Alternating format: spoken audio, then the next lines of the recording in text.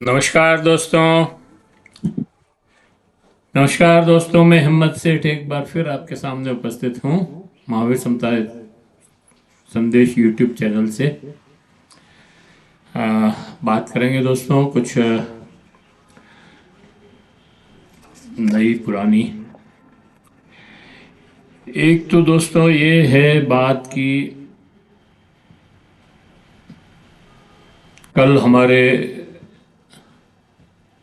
सारे चैनल्स, खासतौर से यूट्यूब चैनल्स भी और गोदी मीडिया चैनल्स भी, मनी मीडिया चैनल्स भी, सारे के सारे ये घोषणा कर रहे थे कि 11/26 का मास्टरमाइंड हाफिज सईद आतंकी हमले में मारा गया। अच्छी खबर थी कि एक देश का दुश्मन जो हमारे हिंदुस्तान में आकर के दंगे करवा रहा था वो मारा गया। लेकिन अफसोस की बात है कि ये खबर झूठी निकली और पाकिस्तान के मीडिया ने ये सूचना दी कि भाई वो मरा नहीं है और हाउस अरेस्ट है और उस हमले में उसका कोई लेना देना नहीं था। हाँ, ये जरूर है कि उसमें एक दूसरा आतंकी जो उसका खास, वो उसमें मारा गया। तो ये तो एक बुरी खबर है कि वो नहीं मारा गया। अगर वो मारा जाता तो हमारा एक दुश्मन कम होता। लेकिन दोस्तों, कल हमने आपको बताया था कि बीएलए ने सेना के काफिले पर, पाकिस्तान की सेना पर हमला किया और इसके अतिरिक्त भी कुछ शहरों पर हमला किया।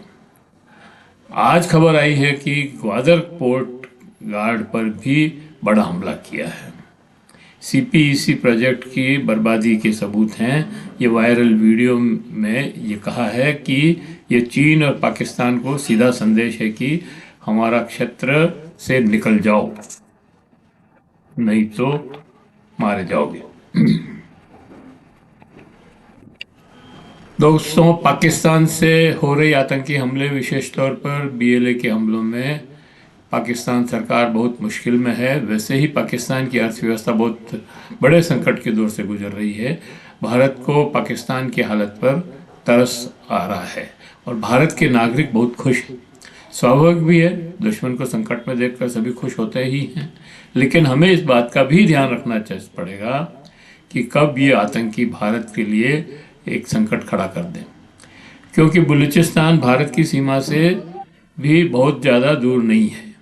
पाकिस्तान में पनपी आतंकी नर्सरी जैसे अब उसके खुद के लिए भारी पड़ रही है। ऐसा न हो कि इस संकट को भारत को भी झेलना पड़े।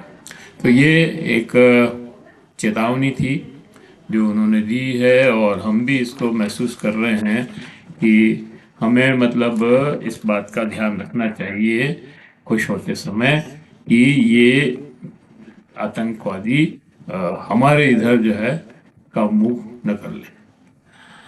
खैर, अगर आपको ये हमारा, अगर आपने अभी तक हमारे YouTube चैनल को सब्सक्राइब न किया है तो सब्सक्राइब कर लें, बेल आइकन दबाना न भूलें। और अगर आपको वीडियो अच्छे लग रहे हैं तो लाइक करें, फॉरवर्ड करें, दूसरे यूट्यूब्स पे भी डालें और कमेंट बॉक्स में जाएं, कमेंट लिखें और सुझाव दें। आपके कमेंट और सुझाव हमें और बेहतर करने की ओर अग्रसर करेंगे। दोस्तों, ये पाकिस्तान की खबर मैंने आपको बताई, लेकिन भारत में भी कल एक बहुत बड़ा कार्यक्रम हुआ और विरोध प्रदर्शन हुआ, मतलब प्रोटेस्ट। और वो हुआ जंतर मंतर के ऊपर। और वो जो है ये अल्पसंख्यक मुस्लिम लॉ जो है, पर्सनल लॉ, मुस्लिम पर्सनल लॉ के जो कर्ता धर्ता थे, उन लोगों ने इसका आयोजन किया। और इसमें सारे बड़े बड़े मौलाना जो थे, मोहम्मद मदनी और मौलाना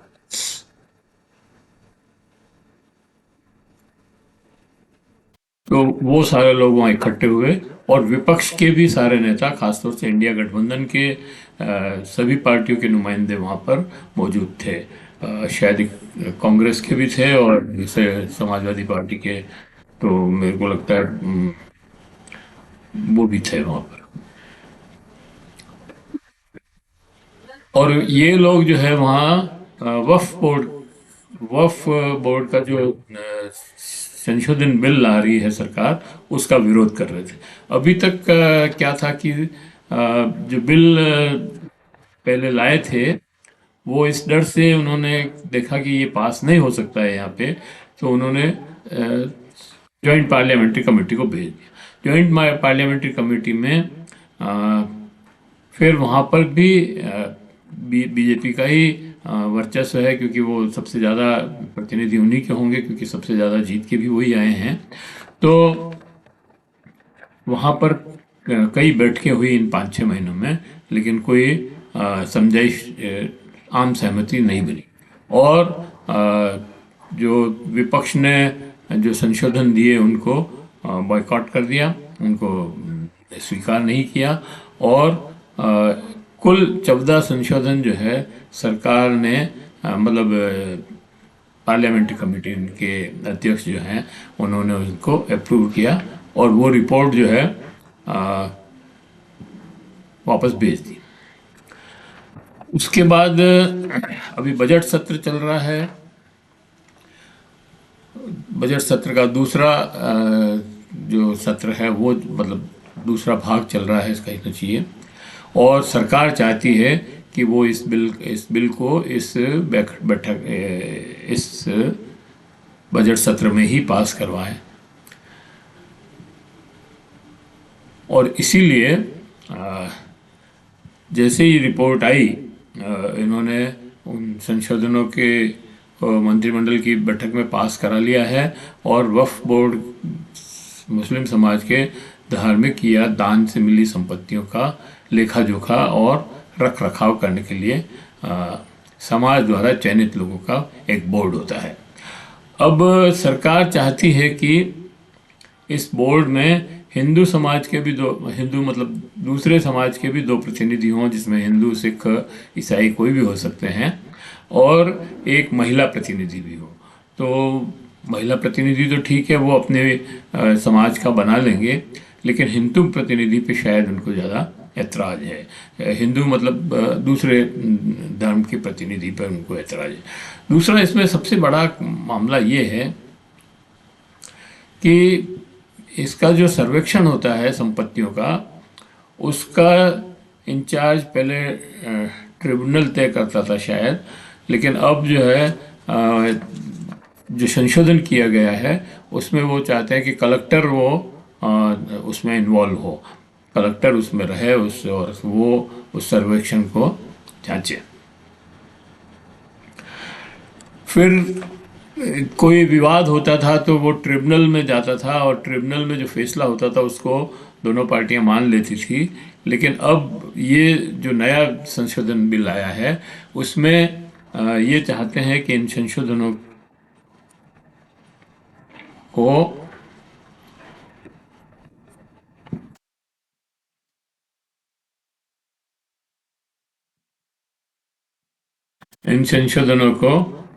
ट्रिब्यूनल नहीं और कोर्ट तय करें, हाई कोर्ट और सुप्रीम कोर्ट में जाने की इनमें अपील हो। इन संशोधनों से लगता है कि सरकार की नीयत ठीक नहीं है। पूरा मुस्लिम समाज, मुस्लिम पर्सनल लॉ बोर्ड और इसके दूसरे संगठन इस बिल का विरोध कर रहे हैं। और यह हमारे समाज में वो उनका कहना है ये कि हमारे समाज में सरकार असंवैधानिक हस्तक्षेप और हमारी स्वायत्ता समाप्त करने जा रही है। यह मानते हैं कि वक्फ संपत्ति पर सरकार अपना नियंत्रण करना चाहती है। इन्हीं सब बातों को लेकर कल दिल्ली में जंतर मंतर पर विरोध प्रदर्शन आयोजित किया गया। हजारों की तादाद में मुस्लिम समाज के लोग इस विरोध प्रदर्शन में शामिल हुए। सभी मुस्लिम धार्मिक नेता, मौलाना, उलेमा, मौलवी भी जुटे और राजनीतिक नेता, सांसद, विधायक व पार्षद भी यहाँ एकत्रित हुए। इसके साथ ही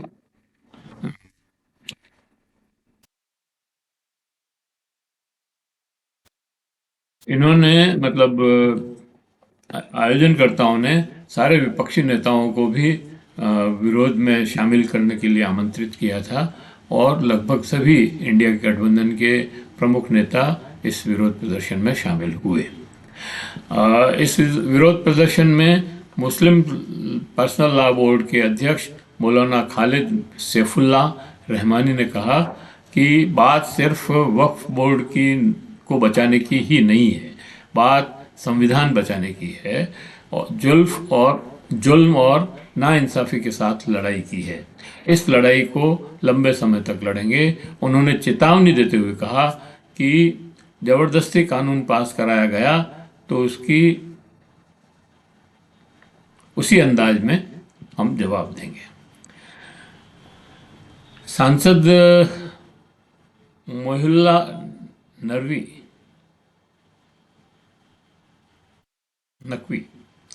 कहा कि मजहबी मामलों में सरकार दखल अंदाजी कर रही है। वही मौलाना कल्ले जावद ने कहा कि यह कहा जा रहा है कि यह तरक्की का बिल है, लेकिन मैंने कहा यह सांप का बिल है, जहर भरा है, मुस्लिमों के बर्बादी का बिल है। मुस्लिम पर्सनल लॉ बोर्ड के प्रवक्ता कासिम रसूल एलियास ने कहा कि अगर बिल पारित हुआ तो किसान आंदोलन की तर्ज पर आंदोलन होगा। सांसद असदुद्दीन ओवैसी जो सांसद भी हैं और बड़े चर्चित हैं, ने कहा कि हमारा काम विरोध करना है क्योंकि ये बिल असंवैधानिक है। ओवैसी ने कहा कि बिल वक्फ की जायदाद को बचाने के लिए नहीं है, बल्कि वक्फ की जायदाद को ख़त्म करने का बिल है। इनकी नीयत खराब है। इस बिल के माध्यम से वो हिंदू मुस्लिम भाईचारे को ख़त्म करना चाहते हैं, घृणा फैलाना चाहते हैं तो और दोनों समाजों में दूरियां बढ़ाना चाहते हैं। इस बिल के पास होने से सबसे बड़ी मुश्किल यह है कि एनडीए घटक दल के जनता दल और यूनाइटेड जनता दल और तेलुगु देशम पार्टी और चिराग पासवान के लिए मुश्किलें खड़ी कर दी है। अब इनके लिए क्या मुश्किल है कि अगर ये बिल पास करवा देते हैं तो भी मुश्किल है, अगर ये इसका विरोध करते हैं तो भी मुश्किल है। तो ये तीनों जो है इसमें निपट गए और ये मतलब भाजपा की एक बड़ी चाल हो सकती है कि इन तीनों पार्टियों को निपटा करके अपना वर्चस्व बढ़ाएं।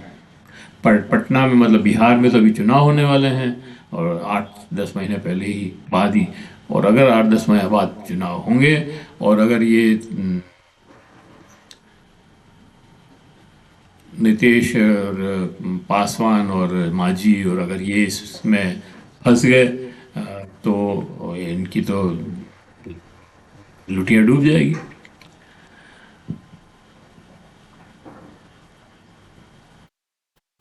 अगर ये तीनों सरकार का समर्थन करते हैं और बिल पास करवा देते हैं तो इनको मिलने वाला मुस्लिम वोट बाद में नहीं मिलेगा। मुस्लिम नाराज हो जाएंगे इनसे और वो चेतावनी दे भी रहे हैं कि अगर हमको हमारे इस बिल के साथ अगर आप जाओगे और हमारे साथ नहीं खड़े रहोगे तो हम आपके साथ क्यों रहें। वो बहुत साफ बात कर रहे हैं कि अगर आप हमें इस बिल से नहीं बचाते हैं तो हम आपको क्यों बचाएं। तो अगर मुस्लिम वोट छिटक जाता है तो नीतीश कुमार की और पासवान की और मांझी की तो हालत बहुत ख़राब हो जाएगी। और इधर ये जो नायडू साहब हैं आंध्रा में, इनको तो कोई पूछने वाला ही नहीं मिलेगा। अगर ये वोट नहीं करते हैं तो सरकार गिर जाएगी और एनडीए टूट जाएगा। मोदी और शाह ने इन तीनों धर्मनिरपेक्ष राजनीति के चेहरों के ऊपर से नकाब खींचने का काम किया है। अब इनका असली चेहरा सबके सामने आ जाएगा। भारतीय जनता पार्टी का एजेंडा तो यही है कि नफ़रत फैलाओ। पहले 3 तलाक, एनआरसी और CAA के माध्यम से घृणा फैला रहे थे। अब इन संशोधनों के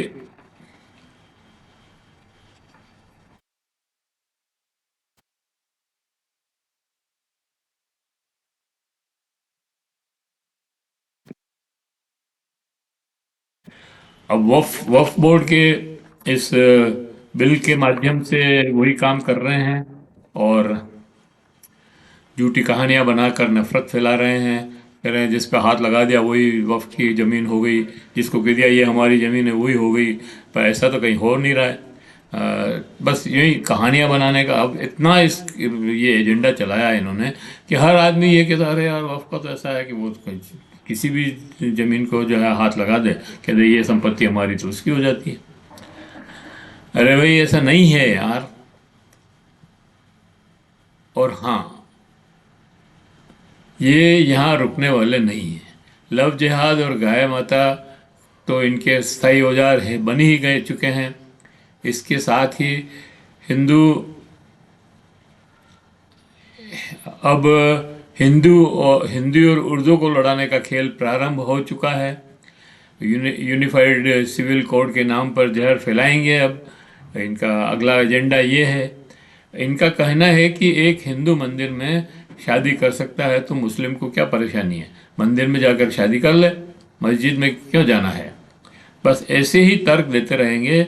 और अच्छा, यूनिफाइड सिविल कोड आदिवासियों पर लागू नहीं होगा, ये अमित शाह ने झारखंड में जाकर के कह दिया।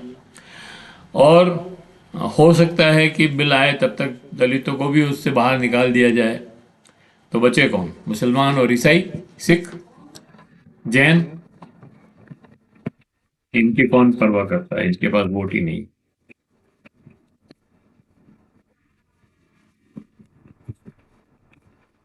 तब इन अब तो बस इन्हीं को डराना धमकाना है। और सरकार चाहती क्या है? इन्हें शिक्षा, स्वास्थ्य, रोजगार से तो कोई मतलब है नहीं। और बस कैसे भी अपना एजेंडा चलाओ, हिंदू मुसलमान करो, मंदिर मस्जिद करो, शमशान कब्रिस्तान करो और वोट लो। कभी मछली मटन के नाम से वोट लो, कभी गाय के नाम से वोट लो, कभी मंगलसूत्र ले जाएंगे के नाम से वोट लो। ये क्या? इतना ही नहीं, अभी तक तो केवल हिंदू मुसलमान को ही लड़ा रहे थे। अब इन्होंने दूसरा फ्रंट और खोल दिया है, उत्तर दक्षिण। अब उत्तर भारत के लोग और दक्षिण के लोग भाषा को लेकर के युद्ध करेंगे। तमिल तो उसने स्टालिन ने के नेतृत्व में सारे दक्षिणी पंथ के जो प्रांत हैं वो सब एकत्रित हो रहे हैं। उड़ीसा, तेलंगाना, आंध्रा और केरल और अपना कर्नाटका और तमिलनाडु, ये सारे, और महाराष्ट्र भी इसमें शामिल हो सकता है। तो ये सारे लोग अगर शामिल हो करके, और पंजाब और बंगाल में भी हिंदी तो वहाँ की भाषा नहीं है, तो अगर ये सारे प्रांत इकट्ठे होकर के हिंदी का विरोध करेंगे और उत्तर भारत के ये जो हिंदी पट्टी के लोग हैं वो आमने सामने हो जाएंगे, तो हिंदू मुसलमान की घृणा तो अपनी जगह है ही, ये और एक घृणा का कारण बन जाएगा और घृणा फैलाने का इनका मंसूबा जो है इस तरह से पूरा होगा। नॉर्थ ईस्ट को तो पहले ही से ये अलग कर चुके हैं। नागालैंड के विद्रोही गुटों से समझौता किया, वो आज तक पब्लिश नहीं किया। आज तक वो जो है पब्लिक को नहीं मालूम है कि क्या समझौता किया है। बस वहाँ सरकार बनाने में सहयोग ले लिया, सरकार बना ली। पिछले 2 साल से वैसे ही मणिपुर को नफरत का केंद्र बना के रखा है।